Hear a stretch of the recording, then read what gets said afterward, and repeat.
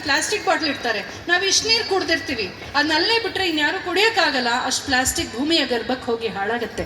ಇದು ಸನಾತನ ಧರ್ಮ ಅಲ್ಲ, ಇದು ಮೆಕಾಲೆ ಎಫೆಕ್ಟ್. ಹಾಗಾಗಿ ಇಲ್ಲಿ ಸ್ಟೀಲ್ ಇಟ್ಟಿದ್ದೀರಿ, ತುಂಬ ಅಭಿನಂದನೆಗಳು. ದಯವಿಟ್ಟು ನಿಮ್ಮ ಮಕ್ಕಳು ಟಿಫನ್ ಬಾಕ್ಸು, ವಾಟರ್ ಬಾಟಲು ಎಲ್ಲ ಪ್ಲಾಸ್ಟಿಕ್ ಇಲ್ಲದಂತೆ ಮಾಡಿ. ಸ್ಟೀಲ್ ಇರ್ಬೋದು, ಬ್ಯಾಂಬೂದು ಬಂದಿದೆ, ಕಾಪರ್ ಬಂದಿದೆ, ಯಾವುದನ್ನು ವೇಸ್ಟ್ ಮಾಡಬಾರ್ದು. ಅಲ್ಲೆಲ್ಲ ಲೀಕಿಂಗ್ ಟ್ಯಾಪ್ ಇದೆ, ಕಾರ್ ನಿಲ್ಲಿಸಿ ಹೋಗಿ ಅದನ್ನು ನಿಲ್ಲಿಸ್ಬೇಕು. ಯಾಕೆ? ಆ ಶಕ್ತಿ ನನ್ನ ದೇಶದ್ದು.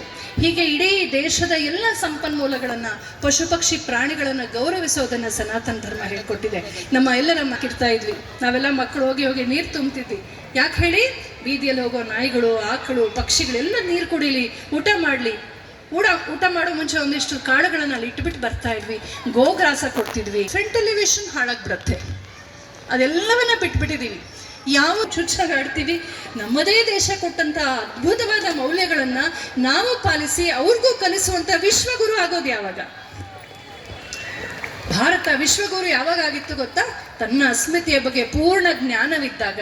ನಮ್ಮ ಅಸ್ಮಿತೆಯನ್ನು ಮರೆತು ಇನ್ನೊಬ್ಬರ ಥರ ಆಗೋಕ್ಕೆ ಹೋಗಿ ಕಾಪಿ ಪೇಸ್ಟ್ ಕಲ್ಚರ್ ಆದ್ವಲ್ಲ, ಆವತ್ತಿನಿಂದ ನಾವು ದುರ್ಬಲವಾಗಿದ್ದೀವಿ. ಓಟ್ ಹಾಕಬೇಕಾದ ದಿನ ಹೋಗಿ ರಿಸಾರ್ಟಲ್ಲಿ ಕೂತ್ಕೊಳ್ತೀವಿ, ಓಟ್ ಬಾರದವ್ರು ಬಂದು ಇಲ್ಲಿ ಓಟ್ ಹಾಕ್ತಾರೆ. ನವ್ ಆರ್ ನೆವರ್. ಒಬ್ಬ ಮಹಾ ರಾಜರ್ಷಿ ನಮ್ಮನ್ನು ಆಳ್ತಾ ಇದ್ದಾರೆ, ಪ್ರಧಾನಮಂತ್ರಿವಾದ ಟೀಮ್ ಇಂಡಿಯಾ ಇದೆ. ಇಂಥ ಸಂದರ್ಭದಲ್ಲಿ ಎಲ್ಲ ಸಂಘಟಿತರಾಗೋಣ, ದೇಶ ಧರ್ಮಗಳನ್ನ ಉಳಿಸೋಣ. ನಾನು ಒಂದು ಸಣ್ಣ ಕನಸನ್ನು ನಿಮ್ಮೆಲ್ಲರೊಂದಿಗೆ ಹಂಚ್ಕೊಂಡು ನಾನು ಮುಗಿಸ್ತೀನಿ. ಎಲ್ಲ ಕಡೆ ಹೇಳ್ತಾ ಇದ್ದೀನಿ, ನಿಮಗೂ ಹೇಳ್ತಾ ಇದ್ದೀನಿ. 60 ವರ್ಷದಿಂದ ಡೆಸ್ಟಿನೇಷನ್ ಅಮೆರಿಕಾ, ಡೆಸ್ಟಿನೇಷನ್ ವೆಸ್ಟ್ ಅಂತ ಒಂದು ಕನಸನ್ನು ಹುಟ್ಟಿಸಿದ್ರು. ನಾನು ಹೇಳೋದು, ಈಗ ನಾವು ಆ ಕನಸನ್ನು ಉಲ್ಟಾ ಮಾಡಬೇಕು, ಡೆಸ್ಟಿನೇಷನ್ ಭಾರತ ಮಾಡಬೇಕು. ಆಂಧ್ರ ಪ್ರದೇಶದಲ್ಲಿ ಒಂದು ಚಿಲಕೂರು ಅಂತ ಒಂದು ಊರಿದೆ. ಅಲ್ಲೊಂದು ವೆಂಕಟೇಶ್ವರನ ಗುಡಿ ಇದೆ. ಆ ವೆಂಕಟೇಶ್ವರನಿಗೆ ವೀಸಾ ವೆಂಕಟೇಶ್ವರಲು ಅಂತ ಹೆಸರು. ಅಲ್ಲೆಲ್ಲ ನಮ್ಮ ಜನ ಮಕ್ಕಳೆಲ್ಲ ಹೋಗ್ಬಿಟ್ಟು ತೆಂಗಿನಕಾಯಿ ಇಟ್ಕೊಂಡು, ಓ Venkateshwara, please get me a visa to USA, get me a visa to UK, get me a visa to Germany ಅಂತ ಅಲ್ಲಿ ಹೋಗಿ ಮುಗಿ ಬೀಳ್ತಾ ಇರ್ತಾಳೆ. ನನ್ನ ಕನಸೇನು ಗೊತ್ತಾ? ನಾವು ಅಮೆರಿಕದಲ್ಲಿ, ಜರ್ಮನಿನಲ್ಲಿ, UK ಎಲ್ಲ ಕಡೆ ವೀಸಾ ವೆಂಕಟೇಶ್ವರ ಗುಡಿಗಳ ಶಾಖೆಗಳನ್ನು ತೆರಿಬೇಕು. ಅಲ್ಲಿನ ಜನ ತೆಂಗಿನಕಾಯಿ ಇಟ್ಕೊಂಡು ಸುತ್ತಬೇಕು, hey Venkateshwara, get me a visa to Bharat, get me a visa to Bharat ಅಂತ ಭಾರತವನ್ನು ನಾವು ಕಟ್ಟಬೇಕು. ಆಗತ್ತಾ? Everything starts with a dream ಅಲ್ವಾ? ಸಂಕಲ್ಪದೊಂದಿಗೆ ನಾವು ಪೂಜೆಯಲ್ಲಿ ಮೊದಲು ಸಂಕಲ್ಪ ಮಾಡ್ತೀವಿ. ಹಾಗೆ ಇದೊಂದು ದೊಡ್ಡ ಸಂಕಲ್ಪ. ನಮ್ಮ ಋಷಿಗಳು ಸಂಕಲ್ಪ ಮಾಡಿದ್ರು, ಈ ನೆಲದಲ್ಲಿ ಹುಟ್ಟೋರೆಲ್ಲ ಅದ್ಭುತವಾಗಿ ಬದುಕಲಿ ಅಂತ. ಅದಕ್ಕೆ ಹಿಂಗೆ ಬದುಕಿದ್ವಿ.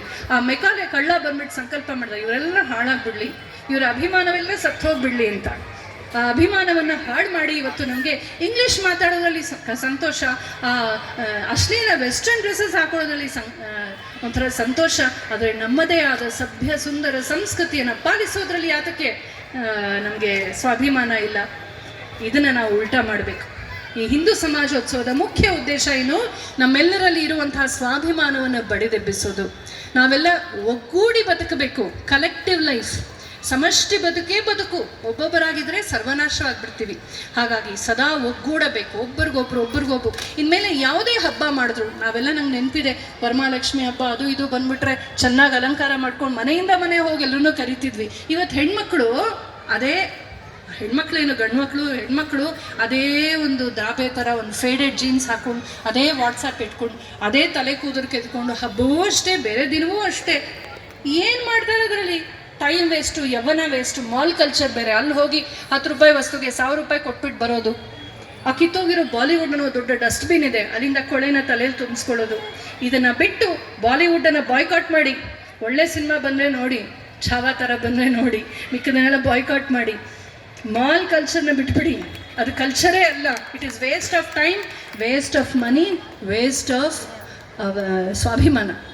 ಅದನ್ನು ಬಿಟ್ಟು ನಾವು ಮತ್ತೆ ಇನ್ನೊಂದಿದೆ, ಲವ್ ಟ್ರ್ಯಾಪ್ ಅಂತ. ಅದು ಲವ್ ಟ್ರ್ಯಾಪ್ ಅಲ್ಲ, ಲಸ್ಟ್ ಟ್ರ್ಯಾಪ್. ಯಾವನೋ ಬಂದ್ಬಿಟ್ಟು ಮೂಗು ಚೆನ್ನಾಗಿದೆ, ಕಣ್ಣು ಚೆನ್ನಾಗಿದೆ ಅಂದರೆ ನಮ್ಮ ಹುಡುಗಿರೋನಿಂದ ಹೊಟ್ಟೋಗ್ತಾರೆ. ಈ ಥರ ಬದುಕೋದ ನಾವು?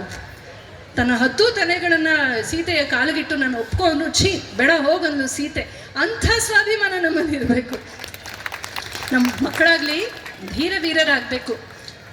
ಕುದುರೆ ಏರಿ ಹೋರಾಡಿದಂಥ ಧೀರವೀರ ನಾರಿಯರ ನಾಡು.